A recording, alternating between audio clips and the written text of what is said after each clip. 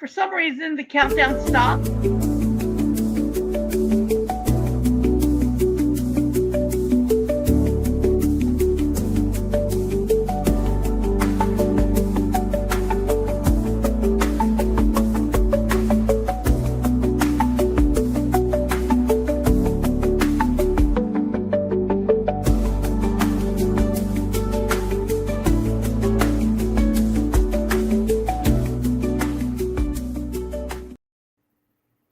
Well, hello, everyone, and welcome to Literary Nights with Unsolicited Press. Before we begin, I want to remind everyone to smash the like button, hit the heart button, follow us, and subscribe. And so this way you can be notified of whenever we have a live event. Tonight, on Literary Nights with Unsolicited Press, we have Emily, and I believe her last name is Fontenot. Is that correct? No, you were close. Just drop that middle E. Fontenot. Yeah. So welcome, Emily. We are so excited to have you here. We're looking forward to hearing you tell us about your book and read from it. And then we can get started now, if you'd like. Yeah. Awesome. Also, this is Eloise. She's a monster and needs to be near me. So apologies. She also is a licker. Eloise is welcome. Yeah. Hold up your book and tell us what your book is about. So this is my book that's coming out at July 22nd. It's called Dad Stories. This is a collection of flash memoir vignettes of my relationship with my dad through the years. I have described it as really kind of, I think, epitomizing what I call these small violences that girls face at the hands of fathers who raise them, who are ingrained in a patriarchal society and just like don't know better, but sometimes also that not knowing better, also not trying to know better. It's a little bit of a mixed bag, right? And so I've also, one of the other things about the book, I think that has kind of caught some readers in workshops, for instance, off guard, is just that it's not all bad. And that's something I get into in the intro of the book, is that it's not a let's bash my dad like kind of book. It's really just these are the stories. This is the reality. You figure it out, from there. And so even tonight, what I'm going to be reading from is kind of three kind of very different understandings of him. And even one of the other things I talk about and have really pondered on a lot with the writing of this book was what I call the absent presence of my dad, because a lot of times he was absent emotionally and like he wasn't present in sense of like what we think of like in therapy as being present, but he was there, and he was there and thought of and understood in every decision that like the family made. And so some of that comes in with one of the pieces for sure that I'm going to read for us tonight. Great. We're looking forward to hearing. Awesome. So I'm going to start with a piece called Reconstruction. That is actually from a time whenever I was about in 4th grade. So this is Reconstruction. Mom wasn't home. Neither were Josh or Gunnar. It was just me and Andy and you. I was in the 4th grade, so that would put Andy in 7th. It's one of the few memories I have a clear timeline for. It was a Sunday, so you were inside watching football. Me and Andy were jumping on the trampoline outside.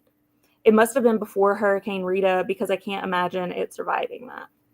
I don't think we ever made it through a hurricane without losing a trampoline. We had moved the basketball goal from the driveway to the side of the trampoline. It had been knocked over in a storm. I don't remember which one, and the rim was bent.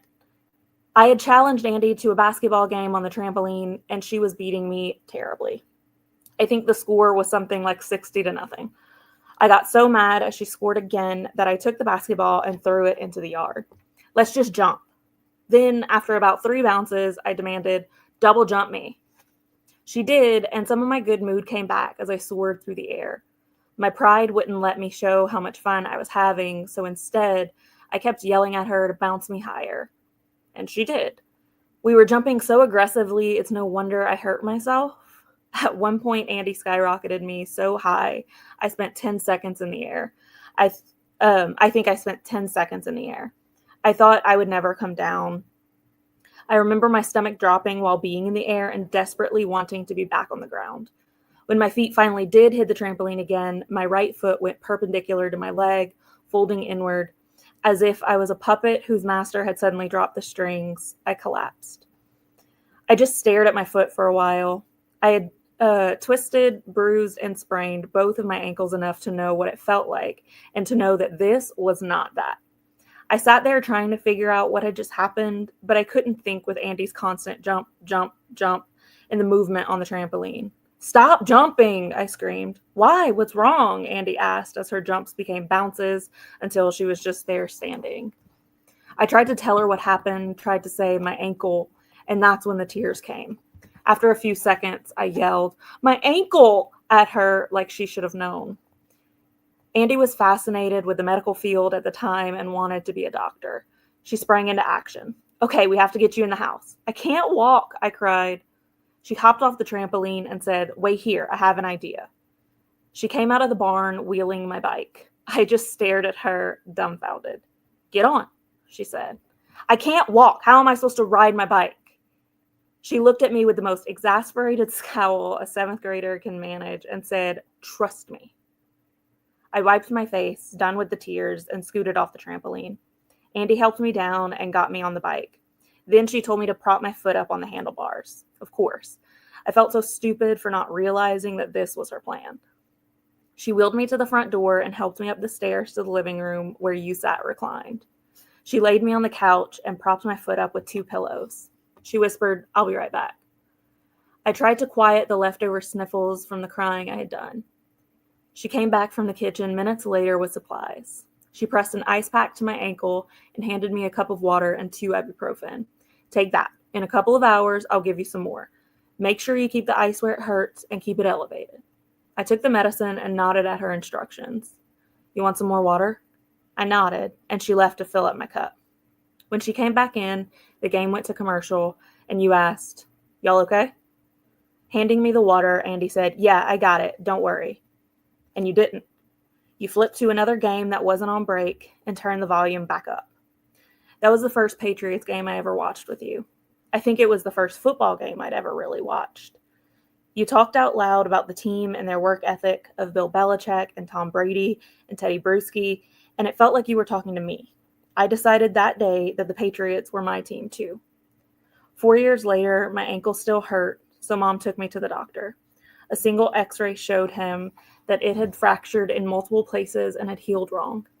He said it had probably swollen too much for the initial x-rays to show the fractures, and that I would have had to get x-rays within the first couple of hours after the accident for them to have seen it. I had to have reconstructive surgery on it.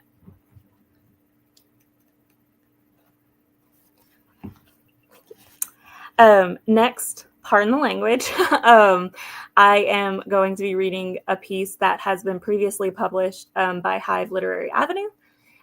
This is Mom Fucked Us with Weight Shit. Both legs in, stop at the thigh, breathe, jump, jump again, jump until they pull past my thighs and my big, fat ass, until I feel the fabric touch my hips. Then jump one more time, cursing the low-rise trend as I force them over my love handles. Tug until it feels like the jeans are up my fucking vagina. I've never even used a tampon, yet somehow I endure this every time I wear jeans. Once they're in place, stop again. Pray that they'll still button, that the zipper will stay up. Remind myself that I was on my period last week, and that's why they were painfully tight. Promise myself that this week I'll start over, start again. This time I'll lose the weight. Suck in, hard. Button, zip, hold my breath. 3, 2, 1. Slowly exhale. Don't scare the zipper with the extra pressure of oxygen. Breathe. Give them 10 minutes. They'll stretch out. Then I'll be able to move, to breathe. That's just how genes work. We're leaving in 5 minutes, Mom calls to the house accusatorily, like it wasn't like this every Sunday. The zipper held. I'll have to speed things up, stretch a little, bend, help the fabric loosen. Wonder if they've been shrinking in the dryer. Remind myself to start hanging them to dry. Breathe again and walk out of my room, at least fix some cereal before y'all corral us out. You in the kitchen with water from your ice chest. You didn't drink bottled water in the house. It was a waste of money. We didn't drink bottled water in the house. It was a waste of money. You wipe down the dew with a paper towel, ease the bottle into a Huggy. It's brown, subtle, the Logan Fauneral Cattle Company one. Smile, walk past the pantry, grab a box of cereal. The car's already running. You never were a breakfast person. I'll fix it in a cup. Take it with us. Gather cup and spoon, pour cereal, milk. Walk over to the island. Drop spoon. Great. Jeans aren't stretched out yet. Bend slowly at the waist, not the knees, to pick it up. Bend your knees. Your voice is suddenly harsh, angry. 3 things go through my mind, one right after the other. Red, hot, everywhere. Not anger, a flush. Embarrassment. Was it that easy to tell? They fit. They buttoned, zipped, then stayed. I had looked in the mirror. They fit. I'm a size 6. You couldn't tell. And if you could, what was it to you? Couldn't you let me handle it? They would stretch out. I would lose the weight. And since when did you care? Since when did you even see me? We let you have your denial. We let you believe all sorts of things. That your brothers, redacted. That your dad wasn't, redacted. That your sister didn't, redacted. That she had, redacted. Or better yet, that she hadn't had to, because it had never happened. That she hadn't, redacted. They fit. Did you think I was trying to be sexy? Mom said all guys ever thought about was sex. Did you think that's what this was? Practice? Me? More red, flushed. Can you imagine? I can promise you that's not what this was. I could just see, feel, every seam bursting if I bent at the knees, breaking the wooden planks, locking them in place. They needed time to stretch out. And now my cereal was soggy. Throw it out. Go to the car. Silent. I don't know if I'll ever forgive you for that.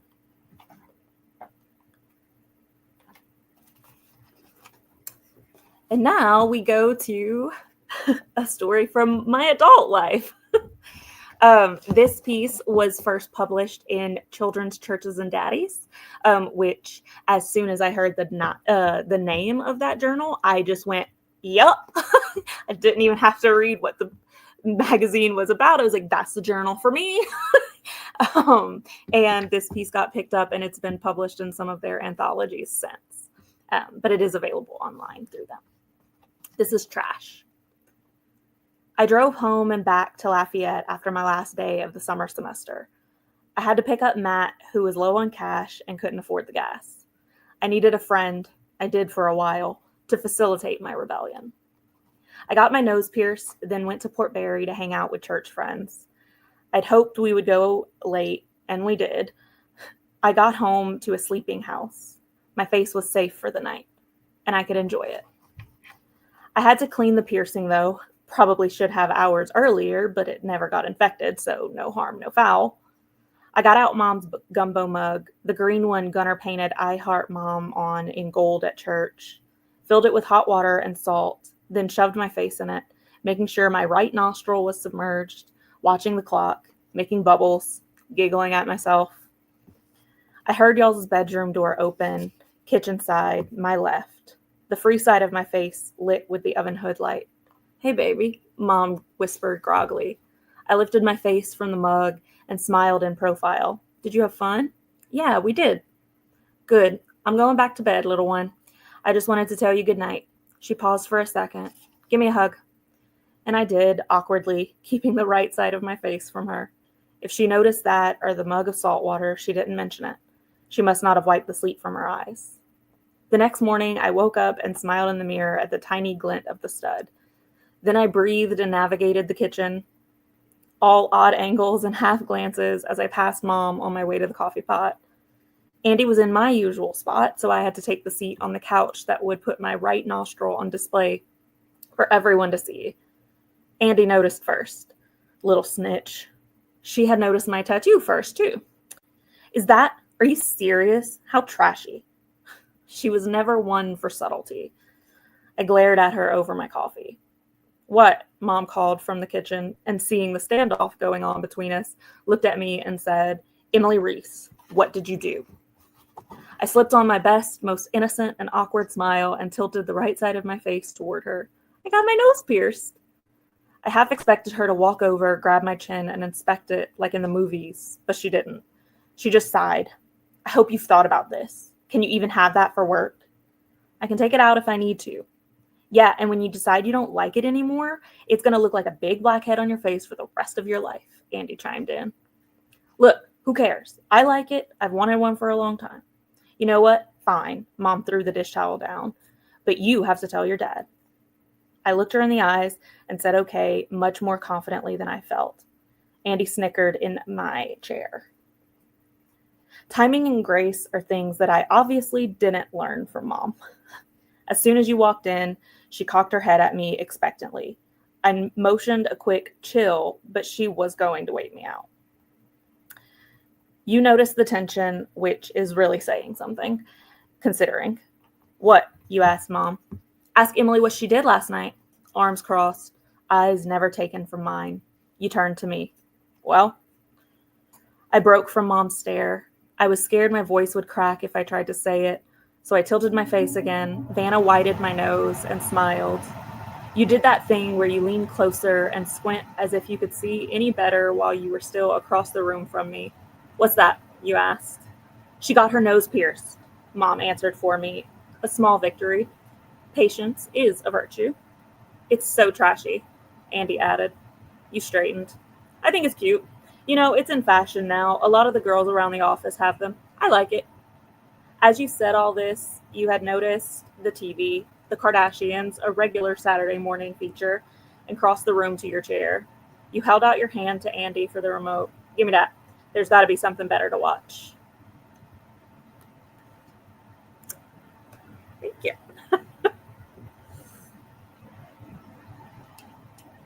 Wonderful, wonderful pieces.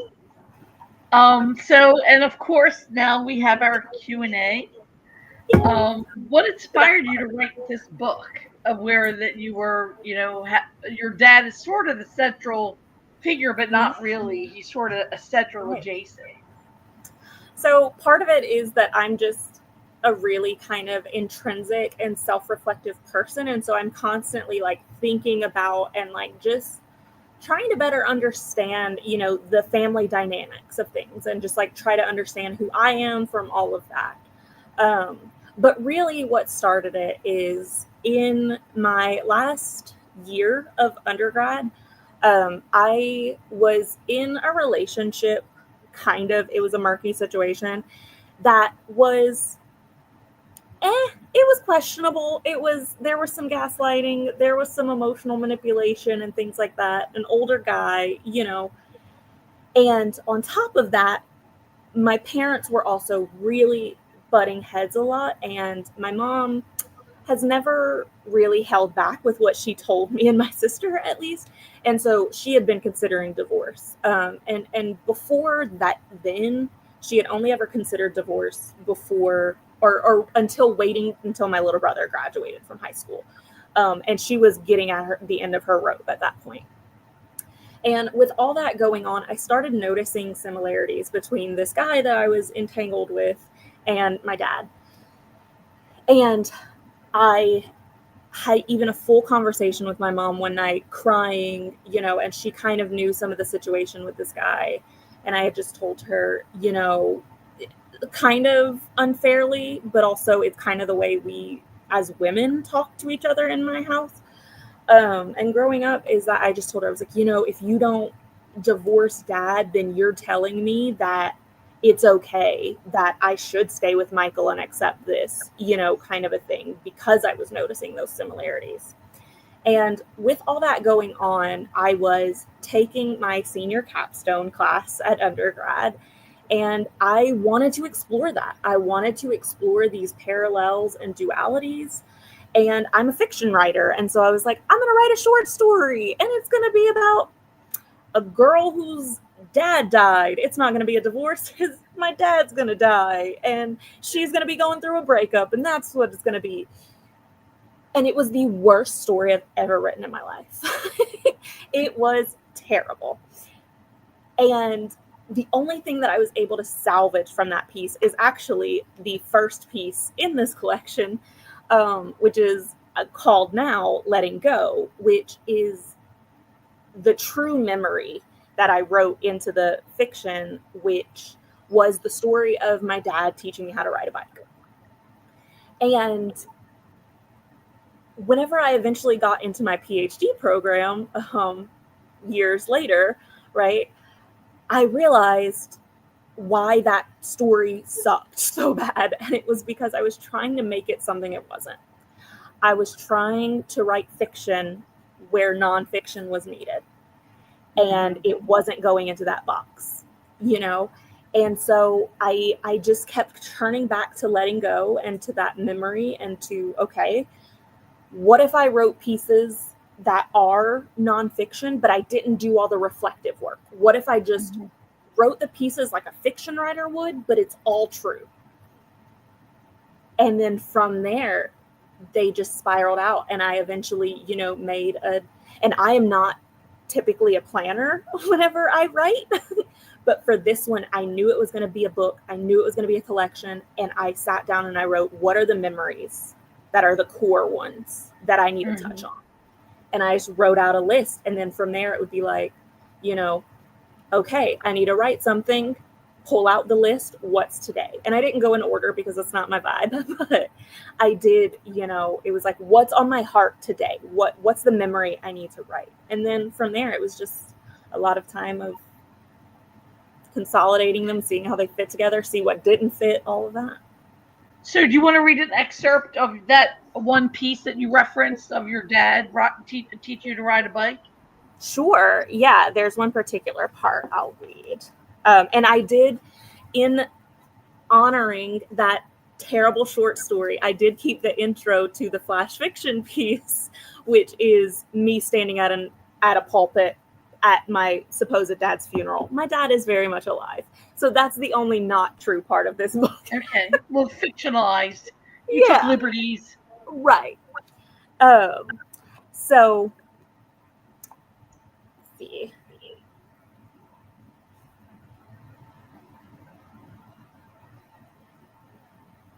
So I was, and still am, a very stubborn child and a stubborn person now. And I was refusing to take the training wheels off my bike. And my dad was very angry about that. And one of the things that I think does come across in this is that my dad was not a person who got angry very often, or he didn't show it. So whenever he would yell, it was very alarming. We had a couple standoffs.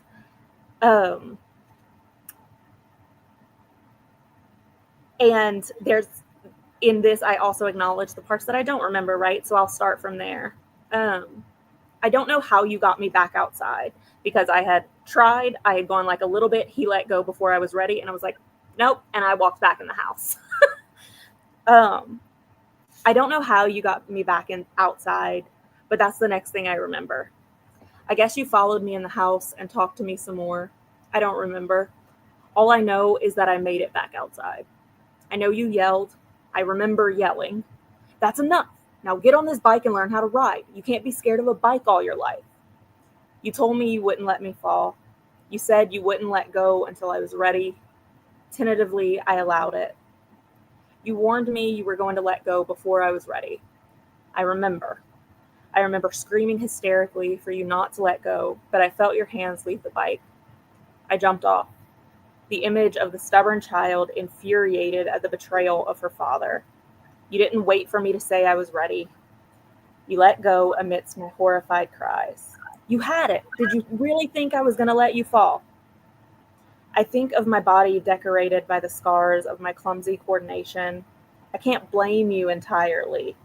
The scars are not purely from falling off that bike, but whether you wanted to or not, you had let go of more than just the bike. I had fallen over and over again through the years and gotten up each time alone. Tears streamed down my face. And then it's back to the funeral. So, yeah. Nice. So that's a little tidbit That's of a very vivid memory. And also your character of being stubborn comes through because you'd rather jump off the bike than ride it. Yeah. Yeah, it's that visualization that I was like, I'm either going to fall or I'm going to jump, and I'm jumping. Yeah. So, how long did it take you to write this book? So this book, even with your plan. Right. This book, if I'm thinking from conceptualization, right, it was years and years because it started in 2017 and it's 2025, right? But really, I wrote most of it in 2020. I was in a workshop course, and even through the pandemic, we met over Zoom, and we had, I think, 3 workshops throughout the class, and we also had a lot of like little writing prompts to do. And I wrote most of it during that year. Now, the editing and the revision took a little bit longer, but probably by 2022, I think by 2022, I was fully sending it out to places. But in case y'all don't know, chapbooks are really hard to publish, but a chapbook that's not poetry, stupid difficult. Really, the only way to get them published a lot of times is through contests. So I was mainly doing contest submissions. And I made a couple of long lists. I made a couple quarter and semifinalists, but it wasn't until Unsolicited. And, I will say, I'm going to toot Unsolicited Press's horn a little bit. Just like Children's Churches and Daddies, I just knew from the name that I was like, yup. Right? The piece that I just read from, I knew that publishers were going to see the table of contents. And one of the pieces is literally titled, Mom Fucked Us with Weight Shit. And I knew that was going to be a sell, right? Mm-hmm.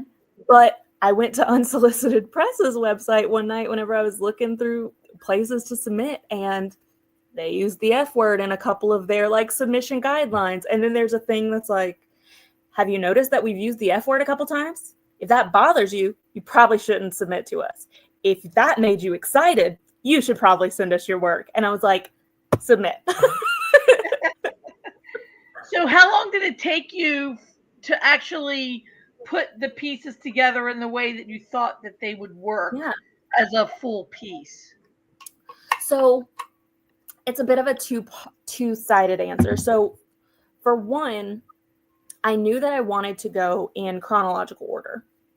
Mm-hmm. So as far as like making the outline, which I never do except for this one was only an easy outline because there were specific memories. And then there were, it was just what age was I, and I typically knew that.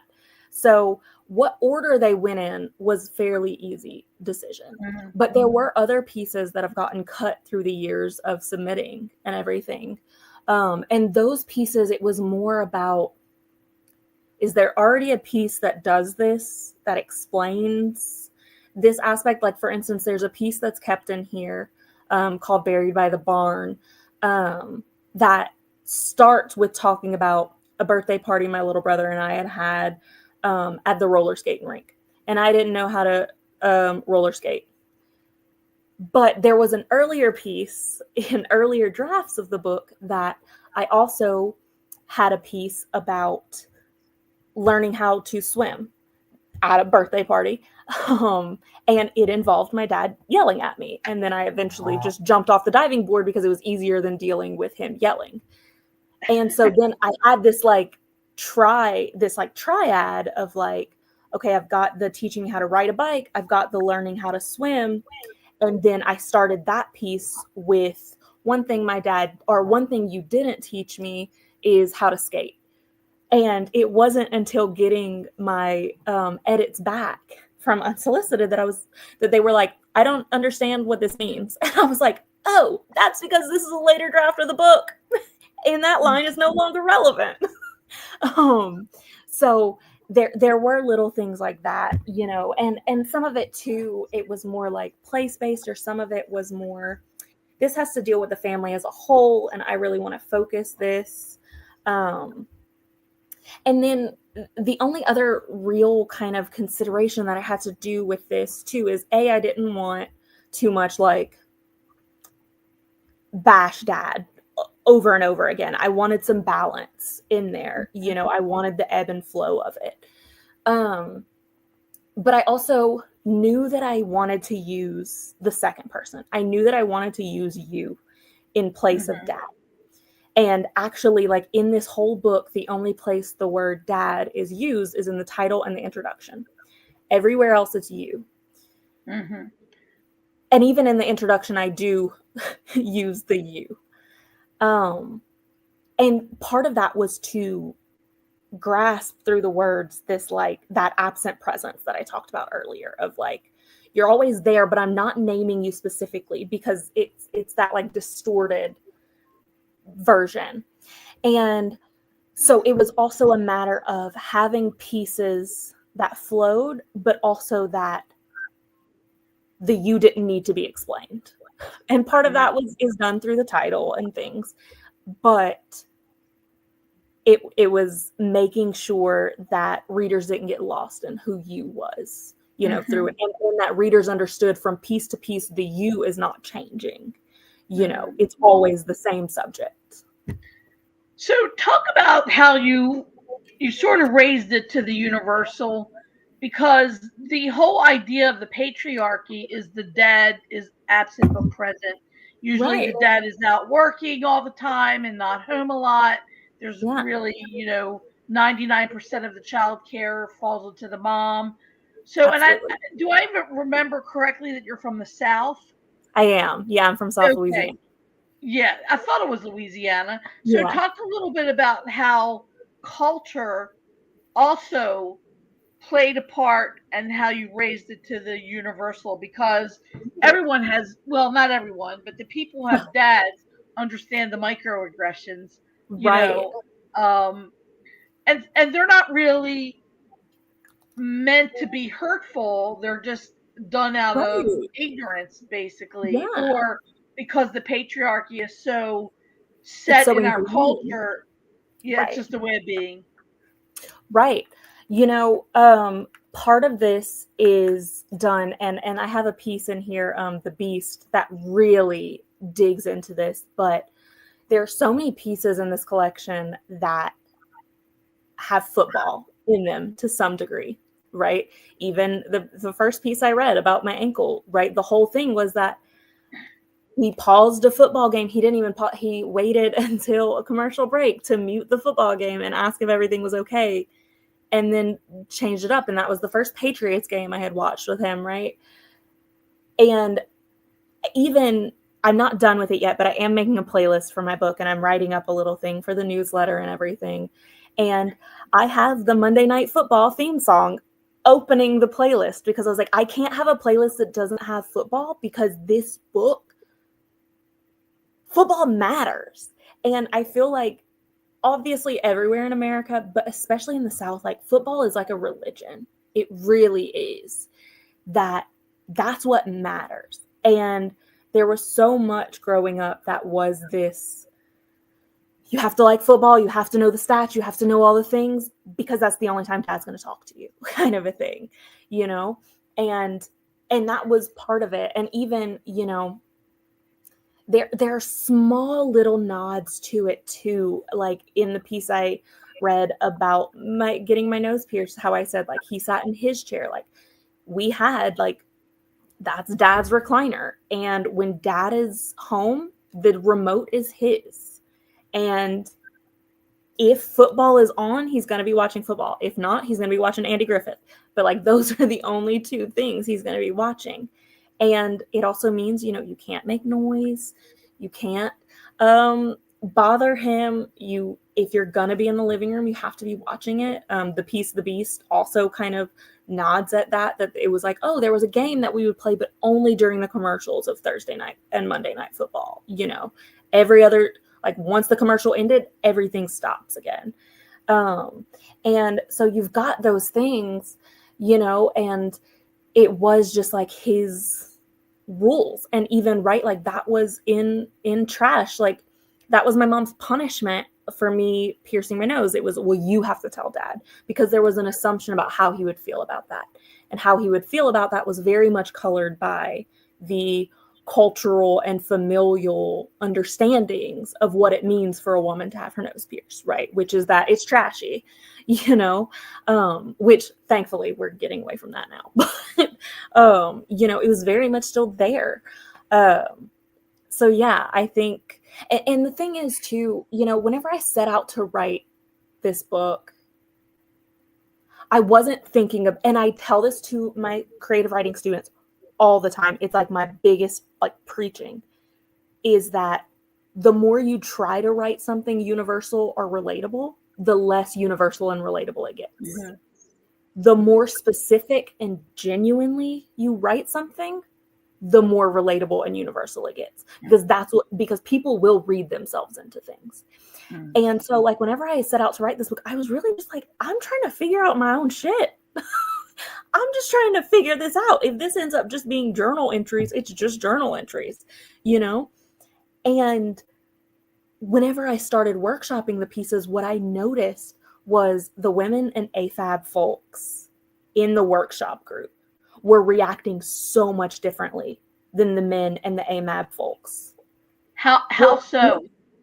That like there were times when professors or colleagues, you know, who were men would be like, well, I just think this was like a really nice story. Or like, well, I don't know if this is really showing like what you think it's showing. And like, I don't know what it means, or I don't know that it matters that this happened or that he said this. And then out of the corner of my eye, I would like see, like, I'm remembering like one instance where I saw one of my women friends out of the corner of my eye, and I like looked at her and she just went, and she like texted me covertly and was like, do not change that. It was perfect. I understood it. Don't. Like, I needed that. I knew exactly what you were talking about. I had that same interaction, you know, and I kept noticing that more and more, is that the women and AFAB folks in the class would just be like, oh my God, same. That there were times, I never did, but there were really times whenever I wanted to be like, all the men in this class, shut up. I only want to talk to the people who were raised as girls. Well, the thing is the whole story with Andy and you jumping and actually breaking your ankle, like it was sort of benign neglect, you know, that, you know, it didn't even occur to him that you really needed medical care. Right. And that your 14-year-old 7th grade sister wasn't even 14. She was like 12. Yeah, is taking care of it. Like, and that blows my mind. Yeah. Yeah. She was 12 or 13 and she was giving your 10-year-old pills. And you just trusted it. And it didn't even, you know. Yeah. It was like, this is fine. And part of that too is that Andy is also a girl. And me and Andy were both very like more type A individuals and she's the oldest girl. She's not the oldest child, but she's the oldest girl. And so she's always been very like, I'm running the show. And so it was just like, oh, Andy's smart and responsible. She's not doing anything bad, but still like. Yeah, I mean, I would think that the fact that your ankle is like swelling might be a kind of like a hint. Yeah. No. Didn't know anything. And I even, whenever I was writing that piece in particular, I had like already written it. And then I was like, you know what? I'm probably being mean and I'm probably being unfair. Let me text Andy and see what she remembers. And I talked to my nonfiction students about this as well. Whenever I'm like, you know, you have to go about this because I did like, and I tell the story that I'm like, you know, whenever I texted my sister, I didn't want to like implant memories either. And so I just left it very open. And I was just like, what do you remember Dad saying when you brought me in the house after I broke my ankle? And she sent me the exact same thing. She was like, eventually he muted it and was like, y'all okay? And I was like, okay, I'm not crazy. That is what happened. Because it is so outlandish that like, so Well, these are it's two the children. benign neglect. It didn't fall Yeah. under the duties that fathers are responsible Right. for. It fell under duties that mothers are responsible Right. for. Right. So And therefore, it wasn't his job. right. And even, that was part of why it was important for me to mention at the beginning that like mom wasn't home and to mention at the end that like my doctor eventually had told me like if you had gone into the ER and gotten an x-ray within a couple hours, we would have caught this, but Yeah. it was that mom didn't get home for hours. And by then it was too swollen. So we waited a week before we even got x-rays, you know? Wow. And for that, like, I can't fault my mom. She's like, what did you want me to do? I couldn't do I took you to get x-rays. And it's like, I know. Yeah. That's just the situation, It sounds like a very, very profound and deeply it sounds very universal, even though it's focused Right. on a certain set of characters. So let's talk about the writing process. Talk about the writing process in general, not for this book. Do you Sure. write every day? Do you I keep a wish. journal? I do journal, and I have been journaling more because life is chaos and I need to be more present and stop avoiding the big traumas in my life. So I have to, engage with those. But I am very much, I handwrite everything first. Mm-hmm. That's just what works better for me because a blank Word document feels like I need to know what I'm doing. A blank piece of paper, I can live my best life. I can be messy. I can write in different colors. I can leave blanks. I can put notes in the margins. I can put sticky notes, all of the things. Especially if it's recycled paper of like, there's something on the other side, but I'm just using this other, the blank side of the paper. I can write all over that. Right. Mm-hmm. Mm-hmm. So I handwrite everything first. And I am a big believer in write what you got when you got it. Mm-hmm. I refer to my writing process as Frankensteining because I write what I got when I got it. And then whenever I feel like all the major plot points are kind of hit, I start typing them up. And I usually read through them and edit them a little before I type them. So by the time I've typed something, it's gone through multiple rounds of things. And then I print out all those little chunks. I literally cut them up and start taping them and figure out, okay, where are the gaps? And that tells me, what do I need to write next? Mm-hmm. What are the pieces that need a bridge? What is I just need a sentence here. I need a whole scene. I need things going on here, and then I go back to the notebook, handwrite some more, so there's a lot of back and forth, but I eventually stitch that bad boy up and it becomes something. So you said that you're mostly a fiction writer, and yet here you are writing creative Yeah. nonfiction. So talk about writing different in different genres, kind of like what kind of skills do you need for fiction, and what kind of skills you need for nonfiction, or are they the same, except that you're not making things up? Right. They're definitely not the same. There are very different like mindsets and understandings and questions that you have to ask yourself for them. And I do think the planning is different. Like for instance, with my fiction, usually it's like the last scene of even a book, like the novel that I'm working on shopping right now. I wrote the last scene first, even though it was a novel, and then it was, okay, who are these people? Why do I care? How did they get here? Mm-hmm. And it's a matter of putting all that together. But with nonfiction, I've found it's more of a concept because also even beyond this book, I have been writing more creative nonfiction in general. And it's it's less free floating, I feel like, because part of it too with fiction is there are plot points, there are characters that you have to contend with and be like, what are they going to do next? Mm-hmm. That's not the case with nonfiction. But what is cool with nonfiction is where you find those links that were unexpected. So for instance, last fall, or this past fall, I started doing a couple of just little bits of writing about a situation that I was dealing with. And all I could get out was like poetry lines. And so I am very much a believer in explore all the genres because it opens new pathways and it just lets you be creative in different ways. And so, sure, I, just was like letting the poetry flow. And then eventually it was like, this is not a poem. And I just had to start going into paragraphs. Mm-hmm. And it was all tied from this memory of a conversation I had had with a friend about in my novel if I wanted to use the word kept, held, or kept, hold, or put in a particular line. And I had all my reasons and everything, and I knew why he picked the word that he picked, And I just started exploring that, and then it ended up, before I even realized it, being this metaphor for the relationship as a whole. And it's a piece that I'm actually working on as an essay right now. I don't know how big it's going to be because it could go wildly huge, or it could be much more contained. But what started really as just like, what's the difference between these words? Why are there these subtle differences between verbs that all technically mean the same thing? The That nuance is important. Right. Nuance is important. Right. And granted, I love talking verbs. I love talking about the subtle differences between words. It's my jam.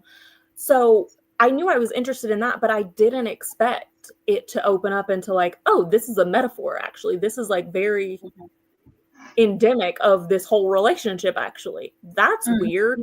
Let's follow that. And so I find, where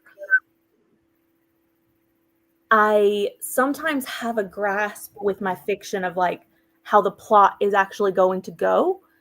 I find nonfiction surprises me more. And I'm sure that is not the case for many fiction writers, because I've heard so many fiction writers talk about, how like, oh, my character surprised me and all these things. But I found myself more surprised in my nonfiction with what ends up joining, what ends up opening a door to another conversation, those kinds of things in really, really interesting ways. And there is also, I mean, all sharing any kind of writing is super vulnerable, but there is an added element with nonfiction because you can't hide behind it's fiction. You can't hide behind it's fictionalized. It's not about you. It's very much, hi, this is me. You have to put it out there, and it is intense. Yes, it is. So, do you have any other projects ongoing now? You mentioned the essay, and so are you working on another nonfiction, or you also mentioned a novel? Yeah. So, talk about a lot of writers are juggling multiple projects at the same time. So, talk about how you juggle. Like, how do you? Time is of the essence, especially if you're teaching and grading papers. So, how do you determine what you're going to work on when you actually sit down to work? Right. So currently I have like 3 projects that I'm juggling poorly, but I'm juggling. One is a novel that is a speculative fiction, climate fiction novel. And it's set in the South, but it also delves into the Western US, as kind of like opposing sides, but also like 2 sides of the same coin, in that the South is drowning and the West is in a drought. So it's too much water, not enough. And what do we do? And that novel is pretty much finished. I want to go through and do like one more pass, especially there's one character that I want to do a little bit of research and add at least one solid scene for her, of just her, and I have the scene kind of in mind, but it's very blurry. And the main thing I need to do with that novel right now, honestly, is write my query letter. But that is a genre that just makes me want to die. So I have been putting off my query letter for a billion years. So why don't you just send it to Summer at Unsolicited Press? Yeah, I've thought about it. I do. I'm not gonna lie. I have like really big hopes for this novel. I feel like this novel could be more of a big press. And I feel like this is my shoot my shot kind of book, you know? And so I'm you're trying to query agents? Yeah. Yes. Yeah. Trying to query agents to really send it out to some bigger presses and see kind of where it goes. Totally understand. Yeah. Especially now, because I mean, climate fiction's all the rave, right? As it should be, because it's the world we live in. I know we live in the upside down world now. Yeah. So, what a lot of aspiring writers listen to our show, to our stream readings. Yeah. What do you want to say to aspiring writers who want to be where you are now? Yeah. Everything is aspirational, you know? Right. You know, I don't know that there's any one thing except that well, I guess a couple of things.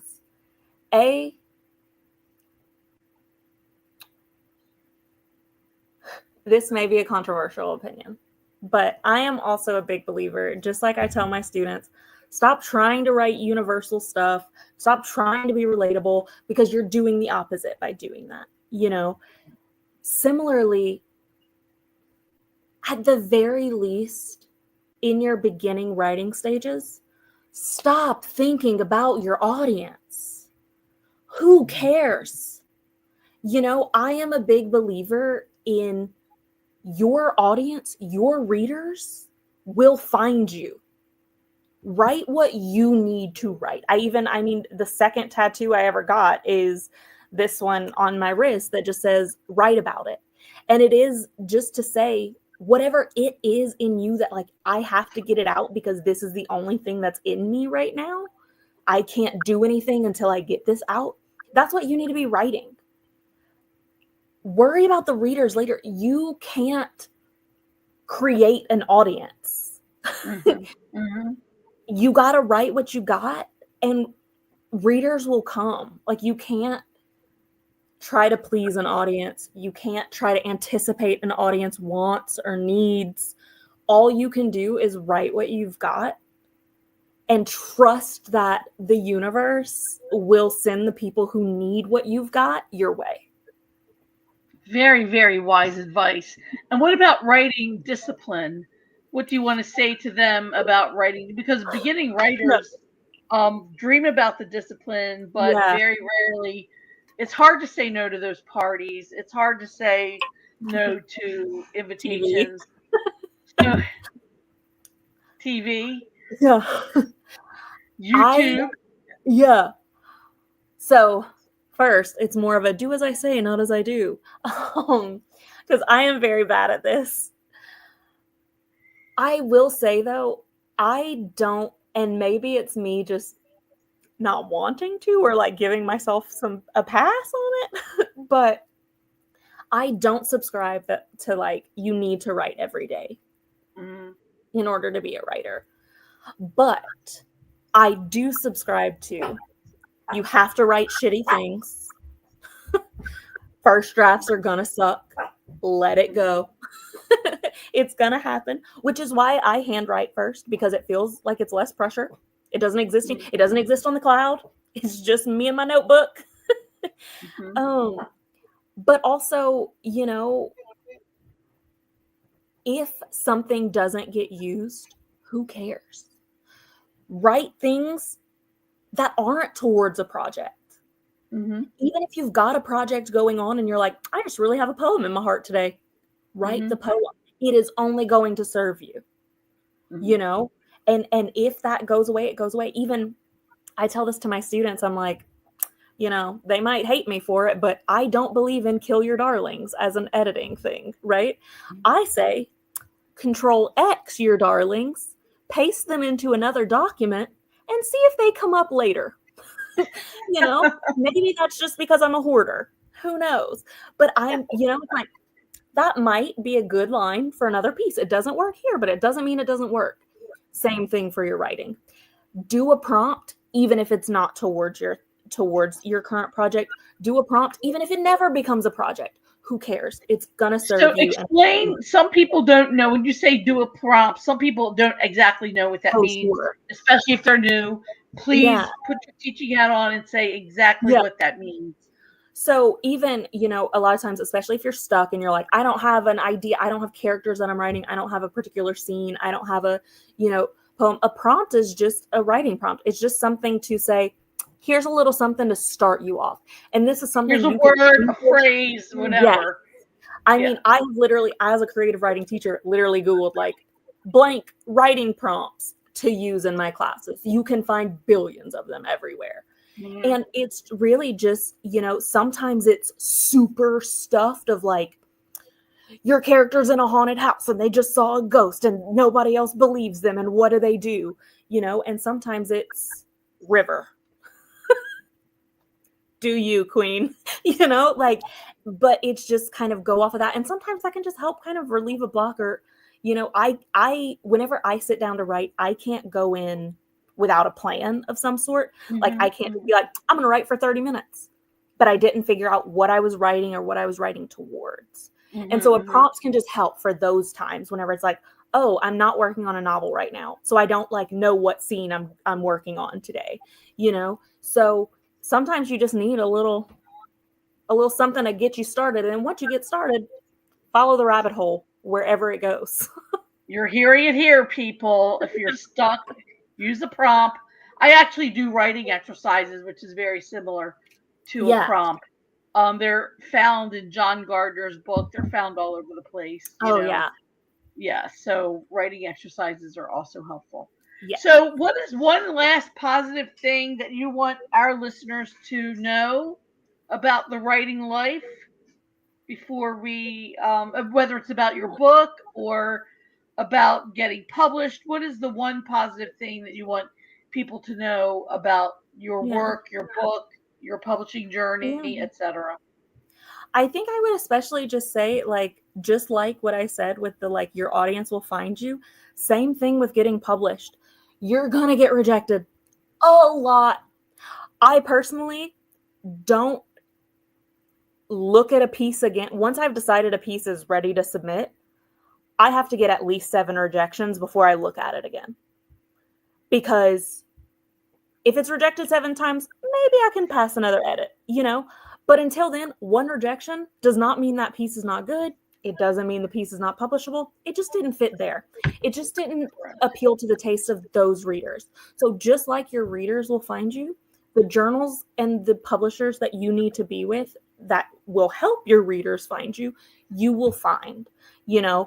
Just submit it to a bunch of places. It'll get there. Give it time. Be patient. Don't jump at the bit. I can attest to that. I've had pieces published already when I got a rejection for that very same piece, aged like a year or two. Right. Yeah. So it didn't have anything this book. To do with it. Yeah. I was submitting this book for 2 years, I think, just all over the place, and it just wasn't getting picked up. And I was like, I'm gonna keep trying. I know how many rejections I got. I got 80 rejections for my first book. Yeah. So, all right. Well, that is the end of our show. I want to thank you so much for being with us this evening. Thank you. I forgot to mention that people who are watching could put questions in the comment sections from wherever they're writing, but we didn't get any. Usually they do put things in the comment section. We could see them. So hold up your book again so they can see your book. And it's going to be published exactly. What is the exact title? Dad Stories. Dad Stories. And Dad Stories, what is the exact publication date? July 22nd, it comes out. They are available for pre-order, but July 22nd is the big publishing day. All right, so everybody's hearing that Dad Stories is going to be available on Unsolicited Press on July 22nd, and where all the books are sold everywhere. That means Barnes & Noble, Instagram, Bookshop, all of them. And Bookshop is doing their anti-prime sales right now. So okay. So, you know where to buy the book. Thank you so much, Emily, for joining us Thank this you. evening. It was very fun talking to you, and even Me more too. fun listening to your stories, because I think we all can relate to the microaggressions and the benign neglect of the patriarchy. Thank you so much for having me. Thanks, everybody. Ciao, ciao, bye bye.